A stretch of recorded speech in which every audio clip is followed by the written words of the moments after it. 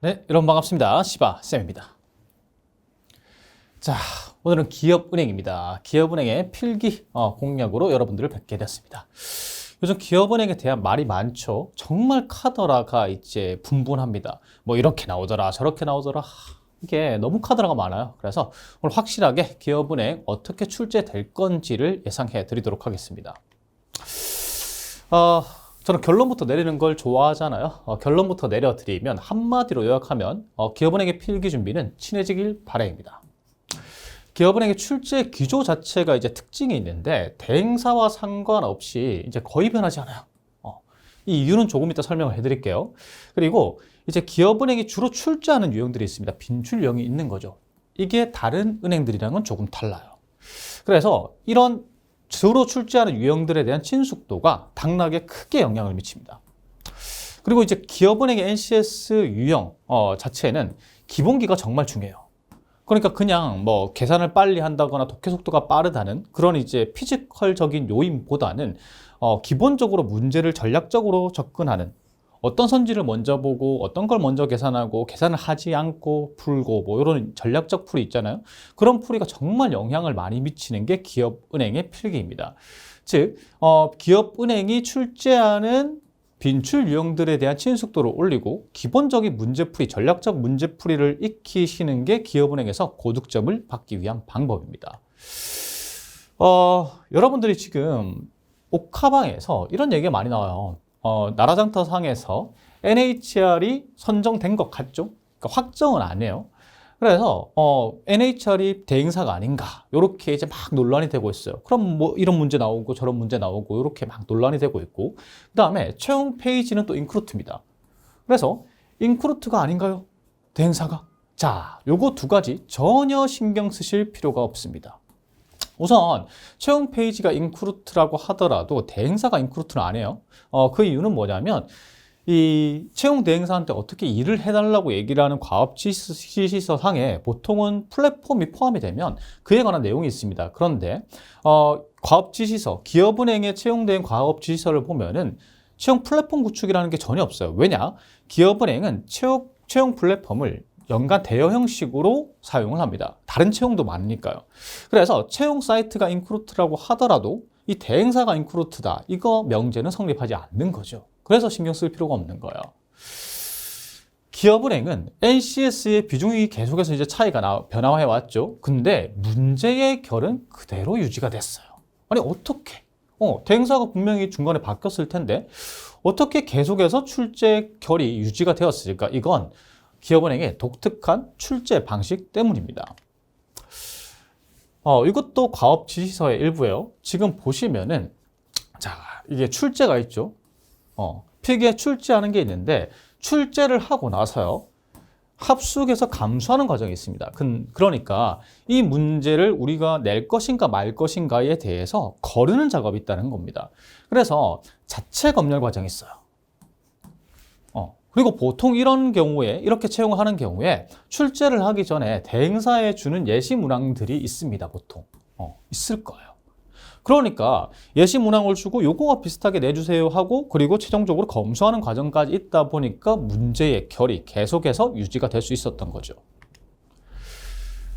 그래서 후기들을 살펴보시면은 계속해서 문제의 결이 똑같은 걸 확인하실 수 있습니다.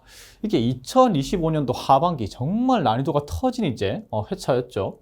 여기서 나온 게 주로 자료 해석이었다, 상황 판단이었다, 상황이 계속해서 주어진다. 그 다음에 알고리즘 문제가 있더라, 금융 지문과 산식 같은 거. 그러니까 금융에서 이제 쓰는 공식들 있잖아요. 그런 걸 활용한 문제들이 많이 나오더라. 그러다 보니까 상황 판단도 해야 되고 계산도 해야 되고 시간이 터무니없이 부족했다. 이게 작년에 많이 나왔던 거죠.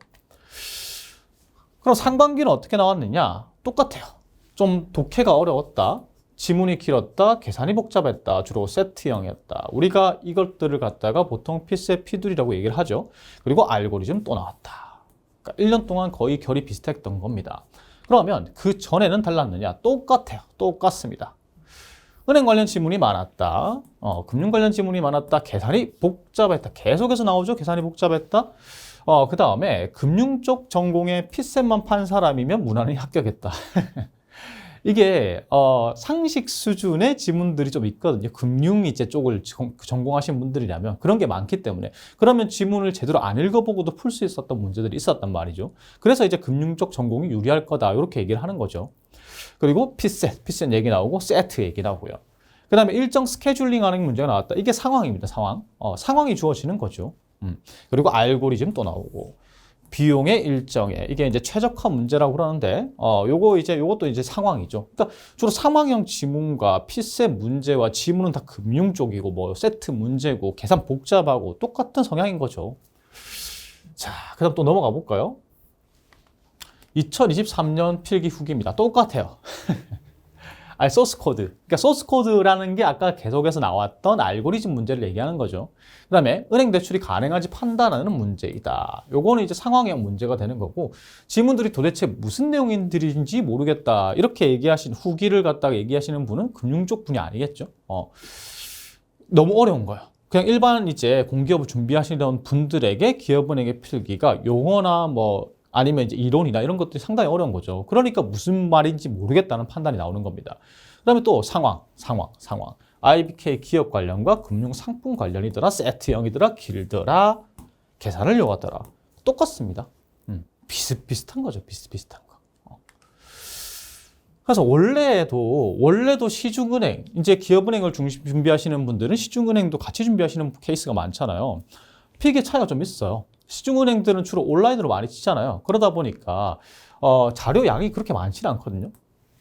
하지만 보통 국책은행은 지필시험을 치기 때문에 전통 픽셋형, 그러니까 자료가 많고 길다 이런 특징이 있고 그 다음에 수리 같은 경우에도 막 계산 문제들이 조그마한 계산 문제들이 많이 나오는 게 시중은행의 문제라면 국책은행들은 단순 연산을 넘어서 추론 형태의 문제, 추세를 파악하고 상관관계를 파악하는 이게 이른바 추론 형태라고 하죠. 이런 문제들이 조금 많이 나오는 편입니다. 이런 문제들이 안 나오는 건 아니에요. 그 다음에 문제 해결 같은 경우에는 논리 문제 많이 나오죠. 여기서 논리 문제라는 건 무슨 참거짓 같은 거 말하는 거예요. 명제 같은 거. 이런 문제들이 많이 나오는데 국책은행 같은 경우에는 상황 판단 스타일이 많이 나오죠. 그냥 피셋 형태예요. 막 법령 주고 규정 주고 제도 주고 이런 거요. 그래서 이게 국책은행의 스타일 자체가 원래 피셋하고 피들 중심의 논리 추론 중심, 계산 중심 이런 문제들이 주로 나옵니다. 근데 기업은행은 이게 더하다는 거죠. 실제로 이제 여태까지 계속해서 금융권을 준비해 오셨던 분들이 막 이런 표현을 많이 써요. 역시 기업은행이 제일 힘들더라. 이유가 자료가 넘사벽으로 다른 은행들보다 길기 때문이에요. 계산도 복잡하고. 그래서 기업은행은 그간에 내온 문제들이 있어요. 보통은 다른 공공기관이나 은행에서 안 내는 유형이 이 대표적으로 기업은행의 문제 결하면은 케이스 스터디 문항이 있습니다. 그러니까 예를 들면은 중소기업은행이잖아요. 여기가 중소기업은행이기 때문에 기업 평가 자료, 보고서, 재무제표 이런 것들을 쫙 주는 거예요.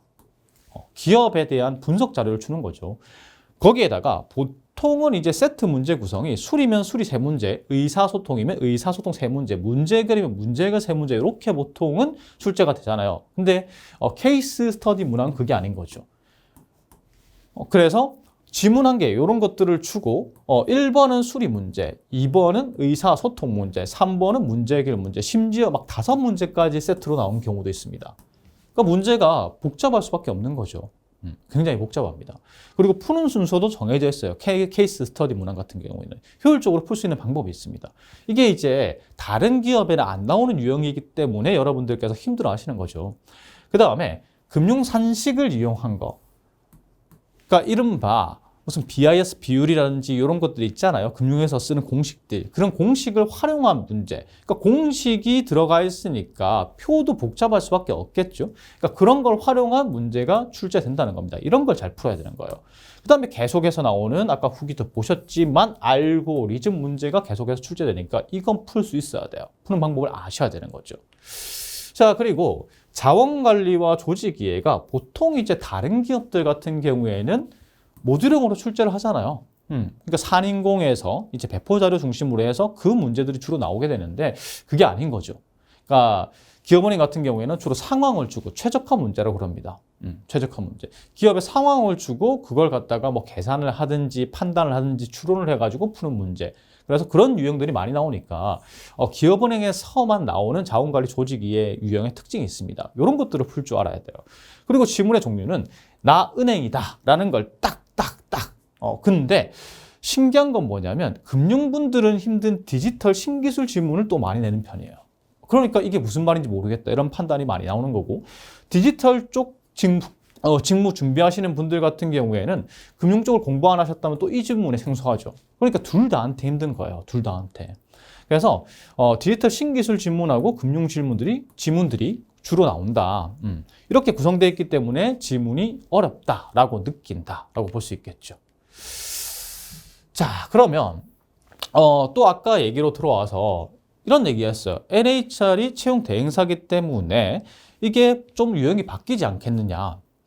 결과적으로 말해서 바뀔 가능성이 거의 저는 없다고 봅니다. 아까도 말씀드렸지만은 출제의 이제 방식이 좀 다르기 때문이에요.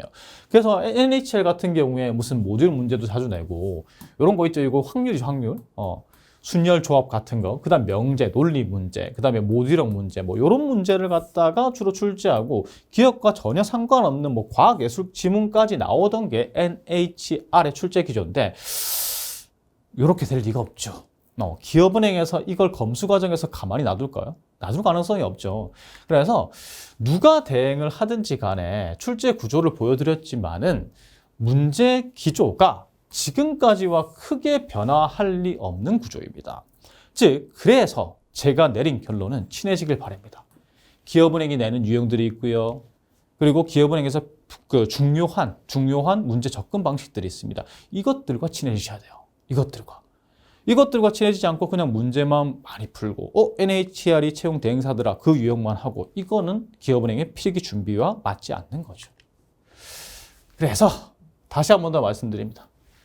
정리드리면은 이런 케이스 스터디 유형의 문제가 좀 많이 출제될 거고, 지문은 이런 지문들이 나올 것이다. 특히나 산식 문제 많고 알고리즘 문제 있으니까 요거 2개 푸는 방법 알아야 되고, 자원관리하고 조직에는 특이한 문제 유형 케이스가 나온다. 그러니까 이것도 풀어보고 어떻게 푸는지 접근법을 알아야 된다. 기업은행의 빈출 유형과의 친숙도, 이게 중요한 거죠. 그 다음에 지문과의 친숙도도 중요하고요. 문제에 접근하는 기본기가 정말 중요한 게 기업은행의 시험이라고 그렇게 정리를 드립니다. 그래서 제가 커리큘럼을 확인해 보시면 아시겠지만 기업은행의 유형 중심으로, 그리고 기본기를 키울 수 있는 중심으로, 기업은행의 문제 풀 때 필요한 기본기죠. 그걸 중심으로 커리큘럼을 구성을 했습니다. 지금부터 기업은행과 친하게 만들어 드리겠습니다. 그리고 기본기 확실하게 다져 드리겠습니다. 그렇게 친해지게 되면은 합격으로 가는 거죠. 지금부터 저와 함께 합격의 길로 걸어가시죠.